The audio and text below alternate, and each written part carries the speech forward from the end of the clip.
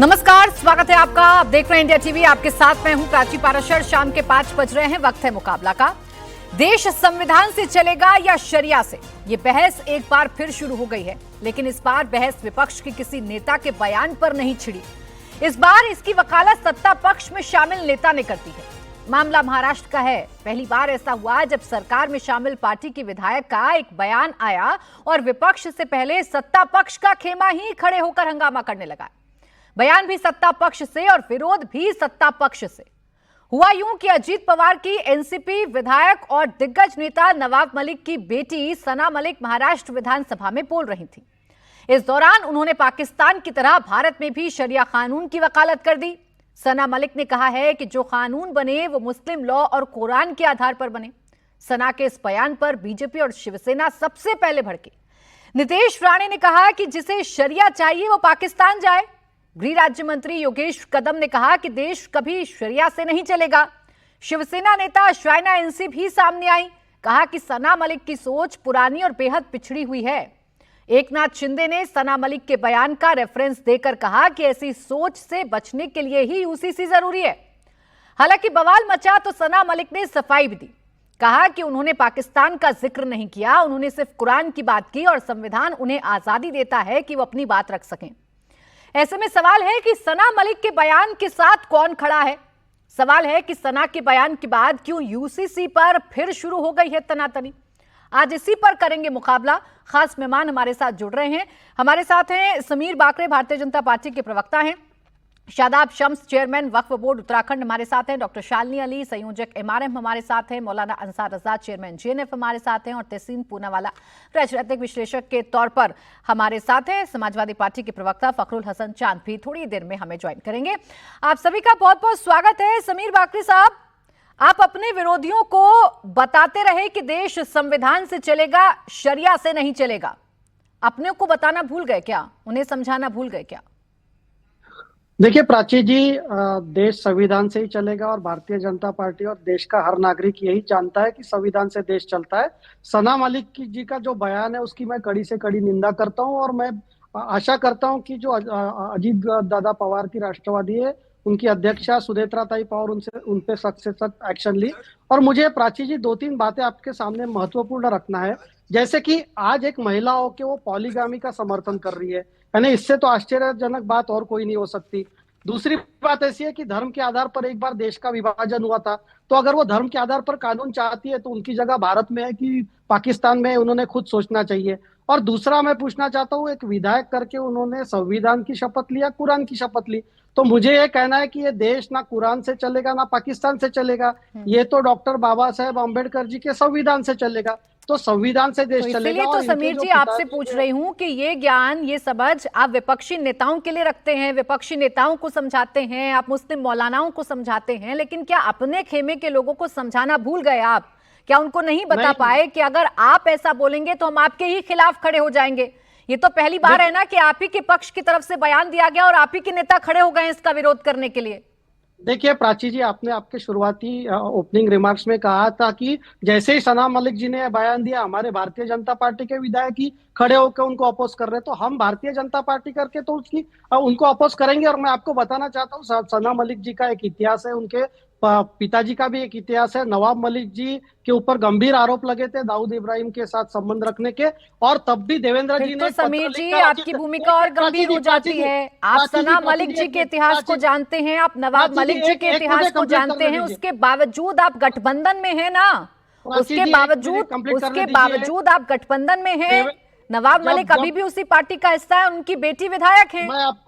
देखिए प्राची जी, मैं आपको यही कर रहा था, जब नवाब मलिक जी का बैठने का अरेंजमेंट हमारे साथ किया था तो माननीय देवेंद्र जी मुख्यमंत्री जो है उन्होंने अजीत दादा को एक पत्र लिखकर इस पे कड़ी ऑब्जेक्शन लिया था और उनके बैठने की व्यवस्था अलग ली थी। तो देश, राष्ट्रवाद और संविधान के सामने भारतीय जनता पार्टी किसी के साथ भी कॉम्प्रोमाइज नहीं करेंगी और ये सना मलिक पे स्ट्रॉन्ग एक्शन महायुति की तरफ से होगा। समीर जी, यही होता है जब तोड़ फोड़ कर पार्टी एक दूसरे में मिला लेते हैं ना, तो यही होता है, सारे बर्तन आपस में टकराने लगते हैं और विचारधारा एक दूसरे से टकराने लगती है। समझ में नहीं आता अपनों का विरोध करें या दूसरों का विरोध करें। यही आपके साथ महाराष्ट्र में हो रहा है। इतना मेलजोल हो गया है, इतनी मिलावट हो गई है कि आपको पता ही नहीं चल रहा कि आपके अंदर कितने हैं जो विरोधियों की लाइन लेते हैं। समीर जी, यही देखना है आपको। नहीं प्राची जी, देखिए सना मलिक का एक बयान आया है, उनको उनके पार्टी ने भी समर्थन नहीं दिया है, और एक आइसोलेटेड इंसिडेंट्स को आप पूरे महायुति सरकार को एक इसमें नहीं कर सकती। और मेरा ऐसा मानना सर, है ये कि आपके लिए आइसोलेटेड इंसिडेंस होगा, लेकिन मेरे लिए तो वो एनसीपी की विधायक है, मेरे लिए तो वो विधानसभा में बोल रही थी, और मेरे लिए तो वो अभी भी माफी नहीं मांग रही हैं, मेरे लिए तो वो अभी भी अपने बयान पर कायम है। तो मैं तो आपसे भी सवाल पूछूंगी, आपकी सरकार से भी सवाल पूछूंगी, और मैं तो कहूंगी कि यही होता है जब मिलावटी सरकारें बनती हैं और तोड़फोड़ होती है। आपको खुद ही नहीं पता होता कि आपके अंदर जितने लोग बैठे हैं वो क्या बोलने लगे। खैर सर, आपकी बात आ गई, आप इससे इत्तेफाक नहीं रखते, आपके सारे विधायक आज यही कह रहे हैं कि आप इससे इत्तेफाक नहीं रखते, लेकिन अभी तक कोई कार्रवाई नहीं हुई, उसका इंतजार हम करेंगे। अब मौलाना अंसार रजा साहब, जो आज सना मलिक कह रही हैं उसे सुनकर अपना अपना सा लग रहा है, या आपको लग रहा है कि सना मलिक ने जो कहा वो बिल्कुल गलत है, ऐसा नहीं होना चाहिए?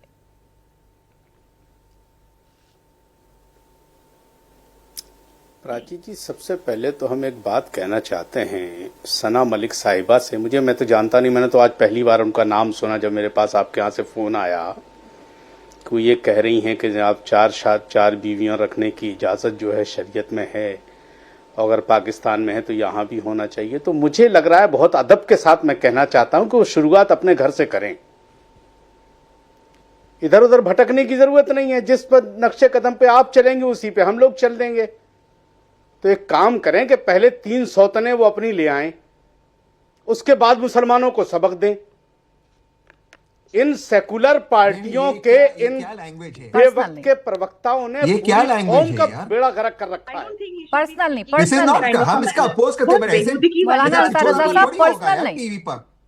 ऐसा पर्सनल नहीं होगा टीवी पे। सॉरी, अरे रुको भाई, रुक जाओ। नहीं रजा साहब, ये गलत है आपका। रुक जाओ, आप उनको तो अपोज करो, मैं भी कर रहा हूँ, बट ऐसे थोड़ी अब किसी महिला के बारे में बोलोगे। चलिए, गलत है, मान लिया मैंने, तो ऐसे मत बोले ना किसी महिला के बारे में। सुनिए, मैंने मान लिया। दूसरी महिलाएं शो पे, दिस इज रॉन्ग। रजा साहब, आप गलत हो। के इन बेवक्त के जबरदस्ती के प्रवक्ताओं ने पूरी कौम का बेड़ा गर्क करके रखा हुआ है। पूरी कौम पर इल्जाम आता है जब एक आदमी बोलता है, लगता है कि पूरा मुसलमान बोल रहा है। वजह से और किस तरीके से लिखा गया है कि आप 4 शादियां कर सकते हैं, कि आप उस रास्ते पे चलने पे कायम रह सकते हैं। मसला ये है, मसला मैं आपको कह रही हूँ मौलाना साहब, डॉक्टर शालिनी जी, आपने विरोध किया, उन्होंने अपनी बात को वापस ले लिया, आप बोले। देखिए, हाँ, शरीयत किसी की जागीर नहीं है, और शरीयत का जो हुक्म है वो मुसलमानों के लिए है, सबके लिए नहीं है। ईमान वाले के लिए शरीयत का हुक्म है। हम पाकिस्तान से शरीयत नहीं सीखेंगे, पाकिस्तान से हम शरीयत नहीं सीखेंगे। शरीयत हम अपनी कुरान और हदीस से सीखेंगे, अपने बुजुर्गों से सीखेंगे। हमें सना मलिक से शरीयत सीखने की जरूरत नहीं है। वो अपनी सियासत करें, मुसलमानों को गड्ढे में न डालें। कोई मुसलमान उनकी बात का से जो है इत्तेफाक नहीं करेगा कि वो। मौलाना साहब, आपका गुस्सा मुझ तक पहुंच रहा है, और ये गुस्सा देश में बैठे मुसलमान भाइयों तक भी पहुंच रहा होगा। इसका ही तो उपाय बीजेपी लेकर आती है ना, कि जब यूसीसी जैसा कानून इस देश में लागू हो जाएगा तो कोई हिमाकत नहीं करेगा ऐसी बातें करने का, कोई हिमाकत नहीं करेगा मुसलमानों को बरगलाने की, और सना मलिक जैसे लोग खड़े होकर ऐसी बातें नहीं कह पाएंगे। यूसीसी अलग चीज है, यूसीसी अलग चीज है, यूसीसी अलग चीज है। आप इसको यूसीसी से मत जोड़िए, आप इसको यूसीसी से मत जोड़िए। मौलाना साहब, मैं तो इसे यूसीसी से जोड़ूंगी ना। यूसीसी का कोई नहीं, यूसीसी क्यों आने? नहीं, सुनिए, आपको पता नहीं मौलाना अंसार रजा साहब, ये बहस यूसीसी की ही थी। देखिए, ये बहस यूसीसी की ही थी। और सुनिए मौलाना साहब, आपका गुस्सा है, आप नाराज हो रहे हैं कि अलग अलग तरीके से शरीयत को मुसलमानों पर अलग अलग तरीके से बताने की कोशिश की जाती है, पूरी कौम को बदनाम करने की कोशिश की जाती है। तो इसी का उपाय तो ये सरकार लेकर आ रही है ना। ये दोनों एक दूसरे से जुड़े हुए पहलू हैं मौलाना साहब। अगर यूसीसी होगा, तो कोई नहीं कह पाएगा ना मौलाना साहब, कोई नहीं कह पाएगा कि किसको कितनी शादियां करनी है, क्योंकि समान तौर पर कानून जो आप पर लागू होगा बीजेपी वही समीर जी पर भी लागू होगा। शरीयत का मसला उलमा तय करेंगे, कुरान और हदीस की रोशनी में तय होगा। आरएसएस बीजेपी कांग्रेस तय नहीं करेगी। मौलाना साहब, शरीयत का मसला आप हल करते रहिए। मैं तो देश के मसले की बात कर रही हूँ, मैं तो देश के संविधान की बात कर रही हूँ। मुझे समझ नहीं आ रहा, आप एक तरफ नाराज हैं, एक तरफ गुस्सा है और दूसरी तरफ आप शरीयत की बात करने लगते हैं। मौलाना साहब, आप मुझे बताएं ना, ये देश संविधान से चलेगा कि शरीयत से चलेगा? बता दें मुझे। बिल्कुल देश संविधान से चलेगा, देश संविधान से चलेगा और मुसलमान संविधान के साथ साथ शरीयत पर अमल करेगा। देश संविधान से चलेगा, देश पे शरीयत को नहीं थोपा जाएगा। देश शरीयत से, देश संविधान से चलेगा और मुसलमान संविधान के साथ साथ अपना इस्लाम सर, आप नहीं कानून छोड़ेगा, को मानेंगे ना?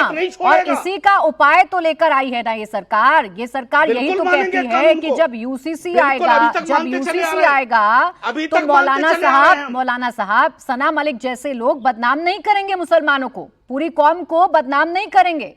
वो शरीयत का हवाला देकर ये नहीं बताएंगे कि पॉलीगैमी जो है वो कितनी सही है या उसे जस्टिफाई नहीं करेंगे। कोई नहीं ले सकता मैडम, ये गारंटी कोई नहीं ले सकता।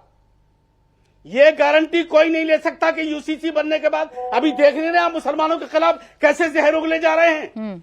कैसे जहर टारगेट बना रखा है 40,000 मस्जिदों का बुलडोजर चलाने का। शादाब शम्सी, क्या यूसीसी के बाद ये बदल जाएगा? शादाब शम्सी, अब देखिए मौलाना साहब, आपने शुरू कर दिया, ये बताना कि इस देश का मुसलमान कितना प्रताड़ित है, इस देश का मुसलमान कितना परेशान है, आपने बताना शुरू कर दिया। यूसीसी पर आपसे बात की, आपने पूरी चर्चा को ही डाइवर्ट कर दिया। और ऐसे नहीं होगा ना कि ये देश संविधान से चलेगा और आप कहेंगे कि मुसलमान शरीयत से चलेगा।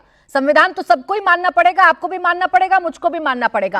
अब शादाब शम्स साहब, क्या मैं गलत कह रही हूँ? ऐसे बयानों को रोकने के लिए या ऐसी सोच को किल करने के लिए इस देश में यूसीसी जरूरी है, इसलिए सरकार उस पर बहस करती है। यूसीसी नहीं रोक पाएगा।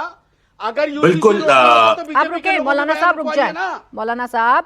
यूसीसी सुनते ही आप इतना क्यों गुस्सा होने लगते हैं? बोले। बिल्कुल प्राची, बहुत सही बात आपने कही। जो सना मलिक जैसी न्यूसेंस बातें करेगा, वो बिल्कुल साफ साफ है कि आज देश को यूसीसी की जरूरत है। यूनिफॉर्म सिविल कोड जिस तरह से युवा मुख्यमंत्री पुष्कर सिंह धामी ने उत्तराखंड में लागू किया, फिर गुजरात सामने है, असम सामने है, और पूरे देश के अंदर एक वक्त की जरूरत महसूस हो रही है कि अब यूसीसी लागू होना चाहिए और यूसीसी यूनिफॉर्मिटी लाएगा। और हमने देखा है कि दुनिया के तमाम विकसित देशों में यूनिफॉर्म सिविल कोड लागू है और ये एक विकसित देश की तरफ एक मजबूत कदम है। मैं बड़ी जिम्मेदारी से इस बात को कह रहा हूं, कहीं इस्लाम में ये नहीं लिखा है कि आप अगर एक से अधिक शादी करेंगे तो आप मुसलमान नहीं रहेंगे, आप एक शादी भी नहीं करेंगे तो आप मुसलमान नहीं रहेंगे। कोई इस्लाम से शादी का कोई लेना देना नहीं। आप ना भी करें शादी तो भी आप मुसलमान हैं, एक शादी करेंगे तो भी आप मुसलमान हैं। आप जो ये मौलानाओं का जो उलेमाए सू हैं, जो उनका एक धंधा चल रहा था, हलाला जैसा कानून बीच में कहीं से लाए थे, बेटियों के ऊपर जुल्म हो रहा था, छोटी बच्चियों को गुमराह करते थे, उसे तमाम गंदगी के ऊपर रोक लगेगी। और मैं ये कहता हूं ये बहुत अच्छा कानून है, खाली ये मुसलमानों के लिए नहीं है, ये देश के लिए है। अपने अपने कस्टम्स को मानो, अपने अपने रिचुअल्स को फॉलो करो और आप पूरी ईमानदारी के साथ आगे बढ़ते चले जाएं। तो मैं ये कह सकता हूं कि एक बहुत शानदार कानून देश की सरकार लाने के लिए दिख रही है उस तरफ, और हम इसको फॉलो अप कर रहे हैं। उत्तराखंड ने शुरुआत की और मुझे लगता है ये आपके सामने जाहिर हो गया है कि आज वक्त की जरूरत है। जो सना मलिक ने कहा वो एक पॉलिटिकल स्टैंड है और मुझे लगता है कि देश का मुस्लिम या देश का कोई भी समाज इसे बर्दाश्त नहीं करेगा। मौलाना से भी मेरी गुजारिश है, देश की बेटी है, गलती उन्होंने की है लेकिन अपशब्द का उपयोग उनके लिए भी ना किया जाए। गलती है, कई बार ब्रेन वॉश हो जाता है तो बच्चे गलत दिशा में चल जाते हैं। बिल्कुल, और ये ब्रेन वॉश ना हो, ये ब्रेन वॉश ना हो, इसी के लिए तो कदम उठाने की बातें सरकार करती है, जिस पर बहुत ज्यादा हाय तौबा मचती है। अब तहसीन पूनावाला जी, बहस इसी बात को लेकर है कि क्या ये सिर्फ मुस्लिम वोटों को बटोरने की एक कोशिश है या वाकई में जहर भरा हुआ है, या वाकई में मजहब के नाम पर, धर्म के नाम पर लोगों को बरगलाने की कोशिश है?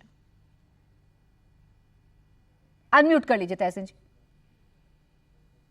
थैंक यू प्राची जी, आपके साथ मुझे शो में शिरकत करने का मौका मिला इसलिए आपका शुक्रगुजार हूँ। दो चीज मैं बताना चाहता हूँ। मेरा बहुत अच्छा राब्ता और ताल्लुकात है एनसीपी अजीत पवार के साथ, हालांकि मैं ऑपोजिट कैंप में हूँ और मैं ये चीज मानता हूँ कि ये उनकी आइडियोलॉजी नहीं है, क्योंकि मैंने अपने बचपन से अजीत दादा को देखकर आया हूँ और आज वही एक पार्टी जिसकी एक महिला मुख्यमंत्री है भारत के अंदर, तो ये पार्टी की आइडियोलॉजी नहीं है। अब सना जी ने जो कहा मुझे लगता है वो उनका व्यक्तिगत बयान था, लेकिन इस तरह के बयान से बचना चाहिए। इस तरह के बयान न ही इस्लाम के लिए ठीक है, न ही पार्टी के लिए ठीक है, न ही देश के लिए ठीक है। ये यूसीसी की डिबेट थी। यूसीसी की डिबेट में इस तरह की बातें करना मुझे लगता उचित है, और ये दिखाता है कि उन्होंने रिसर्च भी नहीं किया था। क्योंकि एक्चुअली अगर आप खुद सरकारी आंकड़े देखें जो खुद वर्तमान केंद्र सरकार ने, मौजूदा हुकूमत ने सुप्रीम कोर्ट के अंदर पेश किए, उसमें क्लियरली दिखाते कि मुसलमानों में पॉलीगमी सबसे ज्यादा नहीं है, पॉलीगमी अन्य ग्रुप्स के अंदर, और उसकी यूसीसी को लेकर बहुत मसले। उदाहरण के तौर पे गुजरात के मुख्यमंत्री कहते हैं कि अगर एक हिंदू मर्द को बेटा नहीं होता 30 साल की उम्र तक, तो फिर उसको इजाजत है दूसरी शादी करने में, वर्तमान गोवा के अंदर। तो यूसीसी एक बहुत कॉम्प्लेक्स सब्जेक्ट है, और मौलाना साहब से हाथ जोड़ के मेरी एक विनती है, यूसीसी का मंदिर, मस्जिद, गाय, इनसे कोई लेना देना नहीं। प्लीज अगर आप एक इंडिया टीवी जैसे डिबेट पे आते हैं, प्लीज प्राची के शो पे पढ़कर आइए, इस तरह की बातें ना कीजिए, इसका इससे कोई मतलब नहीं। सबसे पहली बात। दूसरी बात, महिलाओं के लिए, महिला आप अग्री करें ना करें, इत्तेफाक रखें, मैं सना से इत्तेफाक नहीं रखता हूं, लेकिन इस तरह के कि उनको उनके साथ उनकी सौतन है, इस तरह की बात शोभा नहीं देते मौलाना को, किसी को शोभा नहीं देता महिलाओं के बारे में। यहाँ पर दूसरी महिला, लास्ट चीज से अपनी बात समाप्त करता हूं। जहां तक मैं जानता हूं, ये उनकी पार्टी का एजेंडा नहीं है, ये उनकी पार्टी का लाइन नहीं है। मैं जानता हूं कि पार्टी उनको बुलाई है और पार्टी उन पर जरूर बोलेगी, और असेंबली में इस तरह की बातचीत करना उचित नहीं है। तो आई थिंक इसको बंद करना चाहिए, लेकिन इसका सोल्यूशन जो मौलाना कह रहे हैं, ये तो देश के तमाम मौलाना कह रहे हैं ना। तहसील भाई, ये बताइए, क्लियर कीजिए ना लाइन को, आप साथ इनके खिलाफ हैं। जो अंसार रजा साहब बोल रहे हैं, वही तो तमाम देश के मौलाना बोल रहे हैं। आप बताइए, आप इस आइडियोलॉजी के साथ हैं कि नहीं है? अगर साथ नहीं है तो आप यूसीसी का समर्थन कीजिए, इधर उधर क्यों घुमा रहे हैं? बीच में ना बोलिए शादाब साहब, ये इस तरह का दर्शकों को समझ आप में नहीं गुमराह आएगा। कर रहे हैं ना, आप दो चीजों शादाब साहब, दर्शकों को समझ में नहीं आएगा ना, आपकी आवाज आएगी ना मेरी, मैं बोलते रहोगे, आप बोलते रहोगे, दर्शकों को समझ में नहीं आएगी, तो मत कीजिए ऐसे, थोड़ा मैच्योर कीजिए। सवाल है जो गलत डायरेक्शन में आप फिर बोलेंगे, मैं बोलूंगा, आप फिर बोलेंगे, मैं बोलूंगा, मैं बोलूंगा, आप बोलेंगे, आप बोलेंगे, मैं बोलूंगा, आप बोलेंगे, आप बताइए, मैं बोलूंगा, आपका नहीं आएगा आवाज, क्यों आप मैच्योर बिहेव कर रहे हैं? आप इमैच्योर है, आप चेयरमैन हो ना, थोड़ा मैच्योर बिहेव कीजिए, मत ऐसे मत कीजिए। चुप बैठिए ना 2 मिनट साहब। शादाब जी, एक सेकंड, शादाब जी, एक सेकंड, शादाब जी जो आपसे पूछ रहे हैं, क्योंकि आप दोनों एक साथ बोल रहे हैं, शादाब जी जो आपसे बोल रहे हैं, मैं आपके सामने वो बात रख देती हूँ। शादाब जी ये कह रहे हैं कि बहस इसी बात को लेकर है ना, कि भाई ये बता दीजिए आप यूसीसी के साथ हैं कि नहीं है, यूसीसी सोल्यूशन है कि नहीं है? मैं वही कह रहा था जब बीच में कूदी मारे, किसी ने नहीं कहा बीच में हीरो बने अक्षय कुमार की तरह, चुप बैठे, वही उसका जवाब मिल जाता, अपना समय वेस्ट नहीं होता।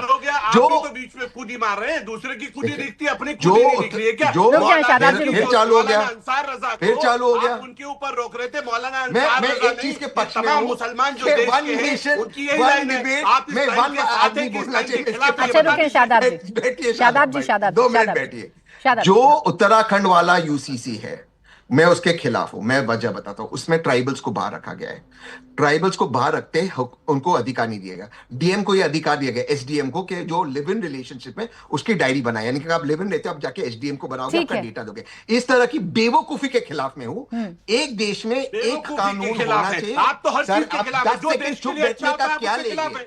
नेशनल टीवी पे आप चाहते नहीं है देश में कुछ अच्छा हो। अच्छा चलिए ठीक है, एक बात बड़ी सिंपल है। अच्छा रुके, शादाब जी और तहसीन जी दोनों को रोक रही हूँ, मैं दोनों को रोक रही हूँ। एक बात बड़ी सिंपल है कि अगर कुरीति किसी भी धर्म में है, किसी भी मजहब में है, और उसके आधार पर किसी को भी बरगलाने की कोशिश की जाती है, तो वो गलत है। उसी का सोल्यूशन सरकार ढूंढने की कोशिश करती है। तहसीन जी बहुत जल्दी से, फिर एक लाइन। भारत में ऑलरेडी एक देश में एक ही कानून है शादी के लिए, स्पेशल मैरिज एक्ट, जिसमें कोई भी व्यक्ति जम्मू एंड कश्मीर से लेके कन्याकुमारी, नॉर्थ ईस्ट से लेके गुजरात तक उसमें शादी कर सकता। उसमें मैरिज, डिवोर्स और इनहेरिटेंस एक ही कानून है। आप हिंदू मुस्लिम, बिल्कुल ठीक है तहसीन जी, फिर तो इस बात पर मनाही होनी नहीं चाहिए ना, अलग अलग स्टैंड होने नहीं चाहिए ना। फिर इसे इस तरीके से कहकर प्रचारित नहीं करना चाहिए कि मुसलमानों के खिलाफ है या मुसलमानों से हकूक छीनने के, मुसलमानों के हकूक इससे छिन जाएंगे। अब डॉक्टर शालिनी जी, फिर मैं शादाब जी आपके पास आ रही हूँ। डॉक्टर शालिनी जी, बहस इसी बात को लेकर है कि जो सना मलिक कह रही हैं, क्या ये ज्यादातर लोगों की सोच है या इस सोच को जानबूझकर एक विशेष वर्ग पर थोपने की कोशिश की गई है? प्राची, आपने बिल्कुल सटीक तरीके से आपने ये बोल दिया है कि जो सना जी ने बोला है वो वाकई ज्यादातर, और मेरे को कहने में बहुत शर्म आ रही है कि पढ़े लिखे मुसलमानों के बीच में भी यही एक बात है, क्योंकि उन लोगों को ये बोला जाता है बचपन से कि हाँ आप ये कर सकते हैं, ये नहीं कर सकते हैं, कि सरकार आपके विरोध में है। मैं सबसे छोटी सी बात मैं ये कहती हूँ कि सना जी ने एग्जाम्पल दिया पाकिस्तान का कि जी पाकिस्तान ने ये सब लागू किया है। उनको ये पता होना चाहिए कि पाकिस्तान में भी एक हाइब्रिड लॉ सिस्टम है। पाकिस्तान में फुल शरीयत कानून नहीं लागू हुआ है, पाकिस्तान में ब्रिटिश लॉ को भी लिया जाता है और शरीयत कानून को भी लिया जाता है। अब जब शरीयत की बात आते हैं तो हमारे देश में तो सबसे पहले शरीयत लागू ही नहीं हो सकता है। We are a democratic country, हमारे पास कॉन्स्टिट्यूशन है, हमें ऐसे स्टेटमेंट्स बनाने भी नहीं चाहिए। हमारे लिए राष्ट्र सर्वोपरि है, फर्स्ट थिंग। सेकंड थिंग, ये मैं उन मौलानाओं के लिए कह रही हूँ, और ऐसे हमारे पास ज्यादातर अधिकतर हैं जो शरीयत चीखते तो जरूर हैं, पर भूल जाते हैं कि शरीयत का कानून सिर्फ सिविल लॉ नहीं है, उसका क्रिमिनल कानून भी है। आप लोग क्रिमिनल कानून के तहत शरीयत को लागू करने की बातें क्यों नहीं करते? इसी वजह से, क्योंकि हम एक डेमोक्रेटिक कंट्री है, हम एक यूनिफॉर्म सिविल कोड की बात कर रहे हैं। जब हमारे देश में एक संविधान है और उसका हमें पालन करना है, तो हम अपने पर्सनल लॉज को क्यों ऊपर के तरफ लेकर जा रहे हैं? हम इस देश को आगे बढ़ाने के लिए, एक समानता लाने के लिए, एक यूनिफॉर्मिटी की बात हम कर रहे हैं। अब वो अगर आपके इंट्रोस्पेक्टिव के हिसाब से आपके पर्सनल लॉज, आपके रिलीजियस लॉज के अंदर आ रहा है, तो आपको कोई मनाही नहीं है कि आप अपने घर के अंदर अपने रिलीजियस बिलीव्स को और पूजा पद्धति को आप फॉलो करिए, पर आप किसी के ऊपर थोप नहीं सकते। छोटा एग्जाम्पल पॉलीगैमी है। पॉलीगैमी किस वजह से कुरान में लिखा गया है और उसका जिक्र क्या है और किस वजह से किया गया है, मैं दावे के साथ कह सकती हूँ, यदि कोई व्यक्ति है जो दूसरी, तीसरी, चौथी शादी आज के महंगाई में करना चाहता है और इमोशनली और फाइनेंशियली अपनी बीवियों को इक्वालिटी के बेसिस में लेकर आ सकता है, तो बहुत कम लोग हैं, शायद नामुमकिन है। और इसी वजह से तलाक और शादी को लेकर बहुत सख्ती से कुरान में ये सब चीजें लिखी गई है, जो कि मौलाना और काजी नहीं बोलते हैं। ठीक है। अब जब निकाह नामा की बात आती है तो निकाह is a agreement, it is a marriage contract. उस मैरिज कॉन्ट्रैक्ट में एक लड़की अपने हिसाब से अग्रीमेंट के को फ्रेम कर सकती है, टर्म्स एंड कंडीशंस लिख सकती है। कौन सा मौलाना है जो एक बेटी को बिठाकर कहता है कि हाँ, आज शादी तुम्हारे हिसाब से होगी और तुम बताओ इसमें? यही बात है ना डॉक्टर शालिनी जी, और यही बात समझाने की कोशिश है और इसी का उपाय सरकार ने खोजा है। हालांकि इस पर अपने अपने विचार हैं, अपने अपने इस पर सवाल है। समर्थन करना चाहिए प्राची। मैं, मेरे जैसे बहुत से पढ़े लिखी बहनें मुस्लिम समुदाय के गए थे लॉ कमीशन के सामने। अभी देखिए यूसीसी पर मौलाना अंसार रजा साहब कुछ और बातें कह रहे थे, फिर वो बताएंगे मुसलमान कितने प्रताड़ित हैं, उनके पास मैं जाऊं। बस फखरुल हसन चांद साहब, मुझे आपसे आपकी लाइन जाननी है सर, क्योंकि जब ऐसे मसले आते हैं तो सबसे ज्यादा मुश्किल आपके सामने होती है। ऐसा मुद्दा ना उगलते बनता है ना निगलते बनता है, क्या कहेंगे इस बयान पर? देखिए प्राची जी, देश संविधान से चलेगा और सभी के अधिकार, चाहे किसी भी धर्म के मानने वाले लोग हों, सभी के अधिकार बाबा साहब के संविधान से सुरक्षित हैं। इसलिए किसी को इसकी चिंता करने की जरूरत नहीं है, किसी भी धर्म के मानने वालों को, कि उनके अधिकारों को छीन लिया जाएगा। उनके अधिकार नहीं छीन सकते जब तक देश में न्यायपालिका है, बाबा साहब का संविधान है। जहाँ तक बयानों का सवाल है, तो ये बयान किसके तरफ से आ रहे हैं आज और किन मुद्दों को भटकाने के लिए आ रहे हैं? आज तो इस पर कोई चर्चा ही नहीं थी, जिन मुद्दों पे हम आज चर्चा कर रहे हैं। और सबसे बड़ी बात, हम जब आज शरिया और संविधान की बात कर रहे हैं कि किसको माना जाएगा, तो आज भारतीय जनता पार्टी की सरकार में संविधान को माना कहाँ जा रहा है?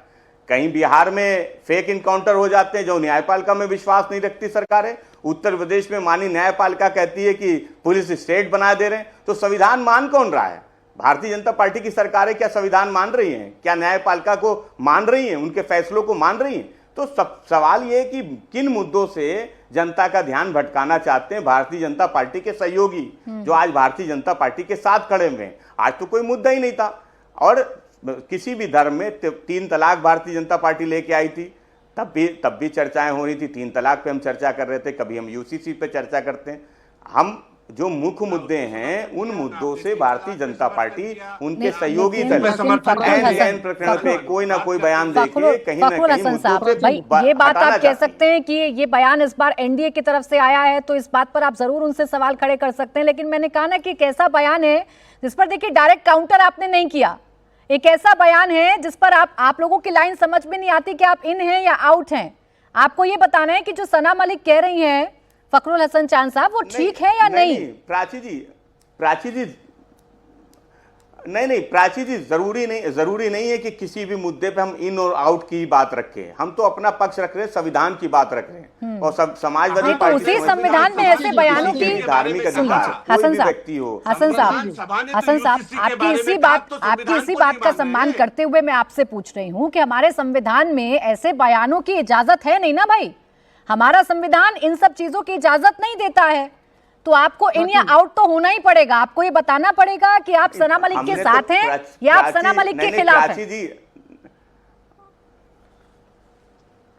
नहीं प्राची जी, मैंने तो आपसे कहा कि इस देश में भारतीय जनता पार्टी की सरकार में संविधान और कानून और न्यायपालिका को मान कौन रहा है, उस पर भी तो चर्चा कर लीजिए। आप तो शरिया कानून और संविधान की बात कर रहे हैं, हम तो पूछ रहे हैं भाजपा संविधान को मान रही है क्या, न्यायपालिका को मान रही है क्या? किस तरह से बिहार में, अरे सुनिए, इधर भाजपा के प्रवक्ता उत्तराखंड के भाजपा के नेता, सुनिए, अपनी बारी पे बोलिए। आप अपने टाइम पे बोलिए, अपने टाइम पे पूछिए, अपने टाइम पे पूछिए। समीर जी और शादाब जी आप काउंटर कर लीजिएगा, लेकिन वही बात है। अरे उत्तराखंड में कितना भ्रष्टाचार चल रहा है। मैंने कोशिश की आपसे बार सना मलिक पर डायरेक्ट जवाब लेने की, लेकिन आपने डायरेक्ट जवाब नहीं दिया। इन्हीं सियासी मजबूरियों का जिक्र मैं कर रही हूँ। सना मलिक पर सबने अपनी अपनी बातें रखी और डायरेक्ट बातें रखी। हसन साहब, उन्होंने भी बीजेपी पर निशाना साधा, उन्होंने भी संविधान की चिंता जताई, लेकिन सना मलिक पर उन्होंने अपनी बातें रखी जिससे आप बचते हैं। हसन साहब, यही बात मैं कह रही हूँ। प्राची जी मुझे बोलने प्राची जी देखिए ना प्राची जी, पहली बात तो आज मैं पहली बार किसी का नाम सुन रहा हूं जिनकी आप चर्चा कर रही हैं। हमने तो इससे पहले उनका कभी नाम नहीं सुना था। हम आज उनके बयान पे चर्चा कर रहे हैं। किसी के अपने विचार हो सकते हैं, उनके अपने विचार होंगे। एनडीए जवाब गलत है या सही ये बताना था आपको। निजी विचार है या उनके सार्वजनिक विचार है, इस पर बहस तो मैं कर ही नहीं रही ना। और चाहे आप बेशक उनको ना जाने, लेकिन क्या ऐसे बयानों की चर्चा समाज में होनी चाहिए? प्रश्न ये था मेरा आपसे। शादाब जी, फिर उसके बाद मौलाना साहब आपके पास आ रही हूँ। शादाब जी,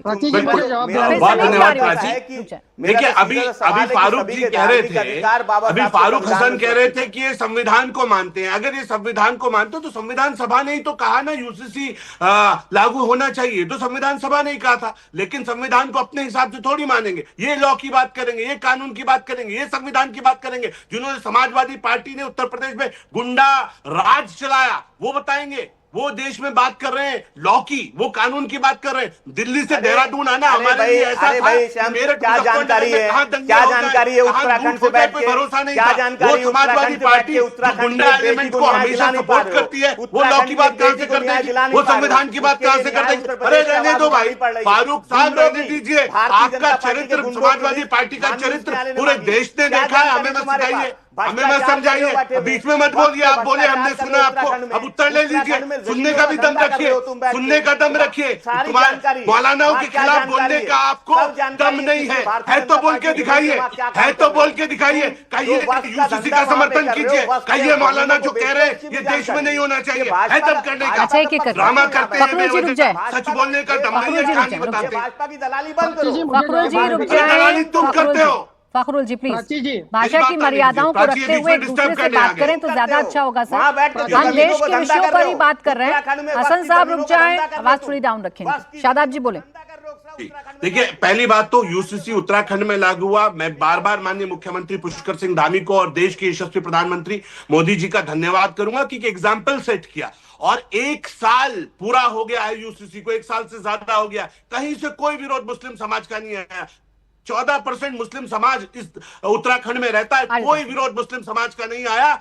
1 साल बाद मुस्लिम पर्सनल लॉ बोर्ड की आंखें खुली, 1 साल बाद वो विरोध करने यहाँ आए। यहाँ का मुसलमान विरोध नहीं कर रहा है, क्योंकि ये जो विरोध करने वाले लोग हैं ये पॉलिटिकल मुसलमान हैं। यूसीसी से मुसलमानों को कोई नुकसान नहीं है, न शरीयत में कोई दखल है। बहुत अच्छा कानून है, देश में लागू होना चाहिए। ये पॉलिटिकल पार्टियों में दम नहीं है ये सच बोल सके। जो शादाब जी कह रहे हैं मौलाना अंसार रजा साहब, यही तो कंक्लूजन है ना। यही तो तहसीन जी भी कह रहे थे कि इसे सिर्फ एक विशेष वर्ग से जोड़ना या एक समुदाय से, एक धर्म से, एक मजहब से जोड़कर देखना गलत है। शादाब साहब जो कह रहे हैं यूसीसी लागू है उत्तराखंड में और वहां कौन सा मुसलमान यूसीसी के आधार पर प्रताड़ित है, आप ही बता दीजिए।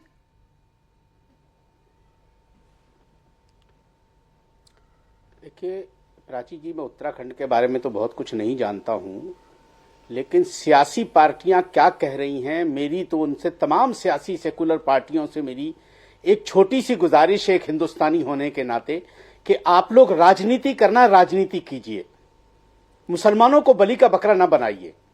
बहुत पिस चुका है मुसलमान। अपनी अपनी राजनीति कीजिए, जिसको जो कुछ करना है वो करें। आपकी क्या मजबूरी है वो आप समझें। हम या हमारे जैसा कोई भी हिंदुस्तान का एक छोटा सा मुसलमान भी कभी भी अपने संविधान से गद्दारी नहीं करेगा। वो ये कहेगा कि संविधान से ही देश चलेगा। शरीयत का आज तक किसी बड़े आलिम ने आपको नहीं, आप बाइट सुना सकती कि किसी ने कहा हो कि इस्लाम, हिंदुस्तान का संविधान शरीयत से चलेगा। नहीं कहा किसी ने, ना किसी को जरूरत है। शरीयत हमारे लिए है, इस्लाम के मानने वालों के लिए शरीयत है, सबके लिए नहीं है। इस्लाम, हम शरीयत पर हम अमल करेंगे, हम दूसरे को थोपेंगे नहीं। ना शरीयत किसी पर थोपी जाती है। तो शरीयत की आड़ में अपनी राजनीति मत कीजिए। पिस चुका है मुसलमान इस तरह की भाषाओं से। कौन हमारा हमदर्द है हमें सब पता है। टीवियों पे आकर के क्या बोला जाता है और पीठ पीछे किससे कौन जाकर के मिलता है, वो सब हम जानते हैं। तो मौलाना साहब, खोलना नहीं चाहते। मौलाना साहब, आज इस बात का खुलासा कर दीजिए कि कौन आपका हमदर्द है और कौन पीठ पीछे आपका नुकसान करता है। अंसार रजा साहब, मुसलमानों की बहुत बहुत बहुत नुकसान होता है। ये कौन करता है नुकसान होता है इस तरह के बयानों से। अंसार रजा साहब, ये नुकसान करने वाले कौन लोग हैं? यही तो जान रही हूँ। पाकिस्तान आतंकी मुल्क है। मौलाना हमें पाकिस्तान से शरीयत सीखने की जरूरत मौलाना अंसार रजा जी, देखिए, उत्तराखंड के बारे में आपको जानकारी नहीं है। आपने कहा कि आपको सियासी बयानबाजियों की जानकारी है। जब जानकारी नहीं है, आपको पता नहीं कि कहीं पर कुछ गलत हो रहा है, तो फिर ये कानून का विरोध करना क्या ठीक है? अंसार रजा जी, विरोध तो तब होता है ना जब आपके पास जानकारी हो कि भाई यूसीसी के आधार पर फला राज्य में फला मुसलमान के साथ गलत हो गया। प्राची जी, किस कानून का विरोध किया? प्राची जी किस कानून का विरोध किया? साथ है ना यूसीसी के? फिर बाबरी मस्जिद का फैसला आया, अरे यूसीसी पर बात कर रही हूं मैं। किस कानून का विरोध किया? मैं यूसीसी की बात कर रही हूँ। आप यूसीसी का क्या सरकार ने ड्राफ्ट तैयार कर लिया? अरे भाई, उत्तराखंड में लाई है ना, सरकार ने ड्राफ्ट तैयार करके पब्लिक डोमेन में लाई है क्या? मौलाना जी, उत्तराखंड को छोड़ दीजिए, आप तो देश की, हिंदुस्तान की, भारत सरकार की ऐसे गोल गोल घुमाने से कुछ नहीं होगा। बात मत कीजिए, ऐसे गोल गोल घुमाने से कुछ नहीं होगा। सरकार ला रही है। सुन ले मौलाना साहब, पहले मेरी बात तो सुन लें आप, पहले मेरी बात तो सुन लें आप। जिन राज्यों में लागू किया है सरकार में, वहां समर्थन करिएगा तब तो ये सरकार देश में लागू करेगी ना, वरना सरकार को भी तो इसी बात का डर है ना कि आप जैसे लोग कहीं विरोध पर ना बैठ जाए। पहले जो मॉडल सरकार अलग अलग राज्यों में लागू कर रही है उसके बारे में बताएं, वो सही है कि नहीं?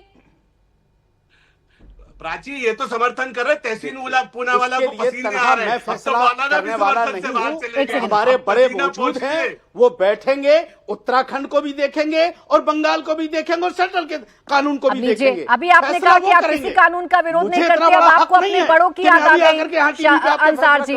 अंसार जी, अभी आपने कहा कि आप किसी कानून का विरोध नहीं करते, अब आपको अपने बड़ों की याद आ गई।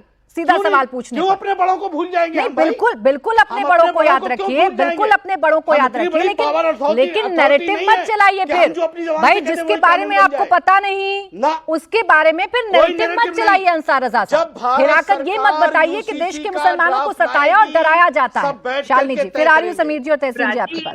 प्राची जी, मुझे लगता है बहुत कंफ्यूज इस तौर से, क्योंकि ये कहते हैं कि ये जो है संविधान से चलेगा और फिर कहते हैं कि शरीयत लो मुसलमानों के लिए। तो इस देश के जो मुसलमान हैं, जो इस देश में रह रहे हैं, वो शरीयत को फॉलो करेंगे, संविधान को करेंगे? इनकी ये बातें सुनकर मतलब इतनी ज्यादा कंफ्यूजन ये पैदा कर रहे हैं। और इन्हीं के लोग भी करेंगे और इस्लामी एतबार से शरीयत को करेंगे। शालिनी जी सुनिए, जो शालिनी जी सुनिए, मुसलमान फॉलो कर, सुनिए, आप फिर क्यों नहीं हाथ काटते हैं? अगर कोई चोरी करता हुआ पकड़ा जाता है, अच्छा चलिए सुनिए, मैं आपकी बात का जवाब देता हूँ। शालिनी जी, मैं आपकी बात का जवाब देता हूँ। आपको एक सिंपल लाइन बोलनी चाहिए कि इस देश में हर एक इंसान और मुसलमान भी संविधान का पालन करेगा। शरीयत आपके कहने से हम नहीं बोलेंगे, आपके कहने से नहीं बोलेंगे हम। सुनिए, और ना ही आपको शरीयत को फॉलो करने की बात करनी चाहिए। क्यों? क्योंकि यूजीसी के लागू होने से ऐसी मिसकंफ्यूज और कंफ्यूजिंग स्टेटमेंट्स खत्म हो जाएंगे। सुनिए। आप बात को समझिए। एक तरफ कह रहे हैं कि हाँ जी संविधान है, दूसरी अरे तरफ कह रहे हैं कि सुनिए। शरीयत सिर्फ अच्छा, मुसलमानों ठीक है। पे लागू है। आप मुझे बताइए, सुनिए। अगर कोई मुसलमान सुनिए। चोरी करेगा तो सुनिए। क्या उसका हाथ अरे काटा सुनो जाएगा तो या उसे भाई, जेल में अब डाला बोलती जाएगा? चली जा रही हो आप शरीयत का दूसरे की भी सुनना सीखिए ना। कानून पालन करेंगे या संविधान सुनिए। का? बता मैं दें। सिर्फ इतना कह रहा हूँ प्राची जी, मेरी बात को सुनिए नहीं आप। प्राची जी, इनसे पूछिए मैं क्या ये सिर्फ हाथ इतना कटवाएंगे कह रहा उस हूं कि लड़के का हिंदुस्तान- या उसे जेल में डालेंगे? हिंदुस्तान अब संविधान बताइए, से चलेगा। संविधान ऊपर है या डॉक्टर शरीयत? भीमराव अंबेडकर साहब का बनाए हुआ मौलाना जो मौलाना संविधान अंसार है, रजा साहब, उससे आपकी बात चलेगा। मैंने सुन ली, और लेकिन मुसलमान आपने कंफ्यूज संविधान कर के दिया, साथ जिसका साथ जवाब जो आपसे इस्लामी हक शालिनी है, जी जानना वो उस चाह पर रही अमल भी हैं। करेगा। अरे एक सेकंड रुक जाए मौलाना साहब, पहले सुन लें। हम दोनों एक साथ बोलेंगे या सब एक साथ बोलेंगे तो फिर चर्चा आगे नहीं बढ़ पाएगी। डॉक्टर शालिनी आपसे ये कह रही हैं, आपने कंफ्यूज कर दिया। आपने पहले कहा देश संविधान से चलेगा, फिर आप कह रहे हैं कि मुसलमान जो है उस पर शरीयत लागू होगा। तो यही पूछ रही है आपसे कि जब शरीयत लागू होगा तो चोरी करने पर हाथ काटने का प्रावधान लागू कर देंगे क्या आप? मैं एक मिनट सुनिए। देखिए, ये तो एक लॉजिक बहाना ले आती हैं ये लोग कि हम शरीयत की बात ना करें। हम कह रहे कोई भी इंसान हिंदुस्तान का, कोई भी बड़ा मौलवी आलिम फाजिल ये नहीं कह सकता कि हिंदुस्तान शरीयत से चलेगा। वो भी यही कहेगा कि हिंदुस्तान संविधान से चलेगा। और मुसलमानों पर जो इस्लामी कानून लागू है, अगर ये अरब जैसा कानून यहाँ होता तो मौलाना अंसार रजा जी, भाई आप भी शरीयत को कोट कर रहे हैं, वो भी शरीयत को कोट कर रही हैं। अपने मन से शरीयत को कोट नहीं कर सकते ना आप, या अपने हिसाब से अपने फायदे के लिए कोट नहीं कर सकते ना आप। भाई उन्होंने भी शरीयत की बात की, आपने भी शरीयत की बात की, लेकिन ये अच्छा है कि जो हमें अच्छा लगेगा अपनाएंगे, जो नहीं लगेगा उसे नहीं अपनाएंगे। खैर रुक जाए तहसीन जी, फिर आ रही हूँ समीर जी आपके पास। सिर्फ उतनी इस्लाम जानती है। प्राची जी आई रिक्वेस्ट यू, मौलाना साहब वो नहीं जानती इस्लाम क्या है। Request you. बोले प्राची जी, दो चीज, एक महिलाओं को क्या करना है, हिंदू महिला, मुसलमान महिला, क्रिश्चियन महिला, नास्तिक महिला, वो महिला ही तय करेगी, कोई भी मर्द तय नहीं करेगा। महिलाओं को इस देश के आईन ने, देश के संविधान ने अधिकार दिया है। मर्दों की महिलाओं को कोई जानकारी और कोई उनको नॉलेज देने की जरूरत नहीं है। मर्द अपना काम करे, अपना घर संभाले। पहली बात, प्लीज यहाँ का लेक्चर ना दे महिलाओं को। दूसरी बात, यहां तक सवाल यूसीसी का है, मैं खुद मुसलमानों में एक बात कहता हूं, आर्टिकल 44 में जहां पर यूसीसी का जिक्र हुआ है, क्योंकि उत्तराखंड की बात हुई, गुजरात की बात हुई, ये यूसीसी नहीं है इन सूबों में। यूसीसी क्या है? जब हमारे संविधान के निर्माताओं ने यूसीसी की कल्पना की, वो एक मुल्क में, एक आइन में एक कानून पूरे मुल्क के लिए चाहते थे। अब उत्तराखंड ने अपना कानून बनाया, गुजरात ने अपना कानून बनाया, गोवा में पहले से यूसीसी था। ये कानून में अलग अलग डिफरेंसेस है। उदाहरण के तौर पे गोवा के यूसीसी के अंदर एक हिंदू मर्द 30 साल की उम्र के बाद दोबारा शादी कर सकता है यूसीसी में, अगर उसके पास लड़की ना हो। ये उत्तराखंड में नहीं है, लेकिन उत्तराखंड में ट्राइबल्स को एक्सेप्शन मिला हुआ है, जो गोवा में नहीं है। उत्तराखंड में आपको एसडीएम के पास जाके रजिस्टर कराना पड़ता है। तो इस तरह की जो चीजें, sir please I request you, इस तरह की जो चीजें, ये एक मुल्क में एक कानून, दुनिया सुन लेगी कांग्रेस की विचारधारा क्या चल रहा है यार आपके शो पर। रुक जाए शादाब जी, इतना आप बोल रहे हैं प्राची जी, क्या है आप थोड़ा सा डिसिप्लिन हो तो। एक मुल्क में एक कानून की कल्पना, इसको सोचते हुए पार्लियामेंट ने एक एक्ट पास किया। वो एक्ट था स्पेशल मैरिज एक्ट। इसमें दो हिंदू, दो मुस्लिम, हिंदू मुस्लिम जो भी शादी कर सकते हो, पूरे मुल्क में एक कानून, एक डिवोर्स, एक उसके बाद राइट से अगर मौलाना को क्यों नहीं बनाया आपने? दूसरी चीज आई कैन नॉट बिलीव इस लेवल की इमैच्योरिटी है यार, इस लेवल की इमैच्योरिटी। शादाब जी थोड़ा रुक जाए, आवाज डाउन रखिए, दर्शकों को सुनने दीजिए भाई। बोले दूसरी चीज आते, थैंक यू। दूसरी चीज, मैं फिर से आता हूं सना मलिक के टॉपिक पर। सना मलिक हाईली इमेच्योर है, इस तरह की बातें उसको नहीं करना चाहिए। उसको भी किसी ने नहीं कहा महिलाओं के प्रतिनिधि बने, खास करके मुसलमान महिलाओं के। She had no right, no business. और लास्ट चीज, जहां तक मैं जानता हूं, एनसीपी अजीत पवार, ये उनकी आइडियोलॉजी नहीं है, ये इसके खिलाफ है। क्योंकि मुझे याद है कि खुद ये पार्टी जो बेस्ड है, ये महिलाओं की इक्वालिटी पे बेस्ड है। तो इस तरह की बातें करते पार्टी को डिस्ट्रॉय ना करें। समीर जी, अब देखिए दो बातें आई इस पूरे डिबेट से निकलकर, इसलिए इंतजार कर रही थी कि दोनों मुद्दों पर बात हो जाए। एक जो एसपी यानी कि समाजवादी पार्टी के प्रवक्ता ने कही, वो कह रहे हैं आपकी तरफ से मुद्दे भटकाने की कोशिश की जा रही है। भाई इस बहस की शुरुआत ना तो समाजवादी पार्टी के किसी नेता ने की, ना कांग्रेस के किसी नेता ने की, ये तो की एनडीए के एक विधायक ने। और दूसरी बात यह कि यूसीसी लाने की आपकी मंशा इनको स्पष्ट नहीं होती है। देखिए, भारतीय जनता पार्टी और जनसंघ जब से बना है तब से हमारी विचारधारा वही है। यूसीसी हम तब भी लाना चाहते थे और हम यूसीसी लाके रहेंगे देश में, ये आपको आश्वस्त करता हूँ। दूसरी बात ऐसी है, आपने 4 बार समाजवादी पार्टी के प्रवक्ता को पूछा लेकिन उन्होंने डायरेक्ट जवाब नहीं दिया, क्योंकि वो तुष्टीकरण की राजनीति करने में माहिर है। तीसरी बात ऐसी है, ये संविधान की बात करते हैं और इनके यहाँ आतिक अहमद और मुख्तार अंसारी जैसे गुंडों का राज है। और जब सुप्रीम कोर्ट और इलेक्शन कमीशन और हाई कोर्ट कोई जजमेंट देते हैं तो ये उनको गाली देने पे आते हैं जब ये इनके फेवर में नहीं आते। तो संविधान इनके लिए कन्वीनियंट है, जब इनके फेवर में आता है तो इनको संविधान लगता है, नहीं आता है तो ये संवैधानिक संस्थाओं पे गाली देते हैं। और जहां तक रहा सना मलिक जी का सवाल, मैंने आपको पहले भी कहा, भारतीय जनता पार्टी ने तुरंत उसका अपोज किया है और कोई मुद्दे भटकाने की बात नहीं है। आप कोई भी चीज पे चर्चा कीजिए, आज देश भर में हर चीज का स्वातंत्र है, सब लोग बात कर सकते हैं, आपके टीवी पे बात हो रही है। और मैं तो कहता हूँ यूसीसी लाने में बाकी है समाजवादी पार्टी का क्या स्टैंड है, आपने पूछना चाहिए। वो तो सना मलिक के बयान पे जवाब नहीं दे रहे तो यूसीसी पे क्या देंगे? अच्छा, मैं पूछ लूंगी समीर जी, मैं पूछ लूंगी। अभी फखरुल हसन चांद साहब मेरे साथ हैं, सीधा सवाल पूछ लूंगी यूसीसी पर उनका स्टैंड क्या है। लेकिन पहले आप तो मुझे बता दें कि यूसीसी के फायदे आप पूरे कुनबे को सुना रहे हैं, विरोधियों को बता रहे हैं, यूसीसी से आप यूसीसी पर समर्थन मांग रहे हैं आप बाकी पार्टियों का, लेकिन अपने अंदर जो लोग हैं, अपने जो साथी हैं, उनको नहीं समझा पाएंगे तो दूसरे खाक समझेंगे। देखिए, यूसीसी के बारे में हमने सुनेत्रा ताई पवार या बाकी पार्टियों से चर्चा की है। उनके पार्टी का कोई विधायक अगर गलत बयानी करता है, इसके लिए भारतीय जनता पार्टी जो जिम्मेदार नहीं है। उनकी पार्टी उन पे एक्शन लेगी और महायुति का जो धर्म है वो उनको फॉलो करना पड़ेगा। और भारतीय जनता पार्टी की आइडियोलॉजी आज से नहीं है ना, हम तो 100 साल से लड़ रहे हैं इन चीजों के लिए। और हमारा जो आइडियोलॉजिकल कमिटमेंट है। समीर जी, मैं आपको जिम्मेदार तो ठहरा नहीं रही, लेकिन आपके गठबंधन के साथी हैं, मुझे लगा इतना मेल मिलाप तो होगा कि आप इतना दबाव तो बना पाएंगे कि भाई ऐसा बयान हमने तुरंत अपोज किया ना, तुरंत कार्रवाई करें। और इसीलिए मैंने शुरुआत में आपसे कहा था ना कि इतनी मिलावटी या इतनी तोड़फोड़ हो गई है पार्टियों में कि आपको यही नहीं पता कि कौन सी विचारधारा का आपके पास आ गया है, कौन सी एंटी विचारधारा का आपके पास है और कौन सी सही विचारधारा का पता नहीं कहां चला गया है। महाराष्ट्र में तो ये हो गया है ना समीर जी। देखिए प्राची जी, ऐसा बिल्कुल नहीं है। अजीत दादा हमारे साथ 2022 से है और तब से हमारी विचारधारा वो हमारे विचारधारा के साथ है। तो मुझे ऐसा नहीं लगता कि एक कोई विधायक अगर बोलता है तो पूरी पार्टी की विचारधारा होती है। और महायुति का धर्म सभी पार्टियों को फॉलो करना पड़ेगा। भारतीय जनता पार्टी की विचारधारा क्लियर है, वो विचारधारा समझ के बवाल हो गया, शाम हो गई, अभी तक कोई एक्शन तो हुआ नहीं। उम्मीद करूंगी कि आप जल्द से जल्द एक्शन करवा लें ताकि आपसे आपकी जिम्मेदारी के बारे में बार बार ना पूछा जाए। रहा आपका एक सवाल जो आप फखरुल हसन चांद साहब से पूछना चाह रहे थे। फखरुल साहब सीधा सवाल पूछ रहे हैं वो आपसे, मैंने भी कोशिश की थी, खैर जवाब नहीं आया था। यूसीसी पर हाँ या ना समर्थन देंगे कि नहीं? प्राची जी 10 सेकंड लूंगा। हाँ, 10 सेकंड बोले। 10 सेकंड नहीं 10 सेकंड लूंगा। उन्होंने बहुत सी बातें कही। माननीय उच्च न्यायालय ने एक सूची मांगी है, जिन माफियाओं के नाम आप छुपा के रखना चाहते हैं, जिनको संरक्षण दे रखा है, उनकी लंबी चौड़ी सूची है। भारतीय जनता पार्टी के प्रवक्ता सुन लीजिए। अरे सुनिए, मैं नहीं बोला था बीच में। और आप क्या कह रहे हैं? आप समाजवादी पार्टी की सरकार में गुंडे थे। ये कौन है?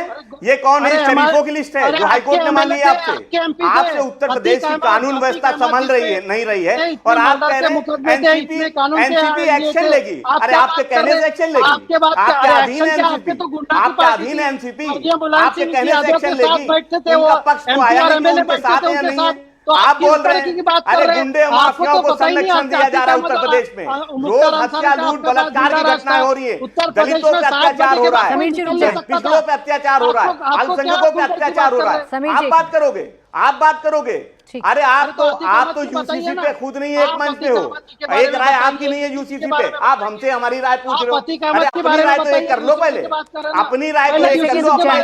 गठबंधन के दलों की राय तो एक कर लो, वहां पे एक हो नहीं। फखरुल हसन चांद जी, देखिए ये सवाल जब भी यूसीसी पर बहस होती है तो आप लोगों से भी पूछा जाता है और आप माहिर हैं इस मुद्दे को घुमाने में, फिर से घुमा रहे हैं। मैं फिर कोशिश कर लेती हूँ।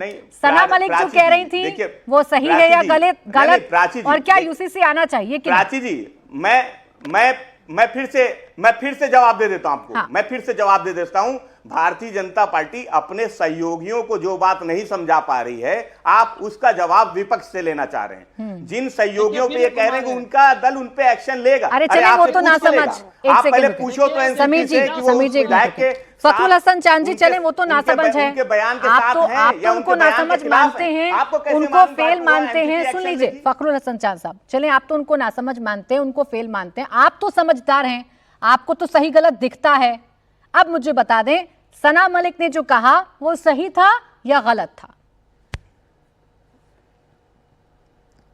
देश बाबा साहब के संविधान से चलेगा और संविधान, बाबा साहब के संविधान में ही सभी के धार्मिक अधिकार वो सुरक्षित हैं और देश में संविधान को मानने वाले लोग इस बात को जानते हैं कि सभी धर्मों का सना मलिक का नाम नहीं ले पा रहे हैं आप अब्दुल हसन चांद साहब। मैं समझ रही हूँ, सना मलिक का विरोध करेंगे तो वोट बैंक छिटकने का डर है, समर्थन करेंगे तो वोट बैंक छिटकने का डर है, इसलिए बीच की लाइन ले रहे हैं आप। अरे भाई सना मलिक नहीं, अच्छा भाजपा को कोई नुकसान नहीं हो रहा उनके बयान से। भाजपा वालों का जवाब देने के लिए तो भाजपा वाले बैठे हैं ना, आप अपनी पार्टी की बात करने आए। मैं उम्मीद कर रही थी आप सीधे खुले तौर पर सना मलिक पर अपना स्टैंड क्लियर करेंगे। खैर, मेरे पास इतना ही वक्त था। बहुत शुक्रिया आप सभी का हमारे साथ आज की इस चर्चा में जुड़ने के लिए। मुकाबला में आज के लिए बस इतना ही।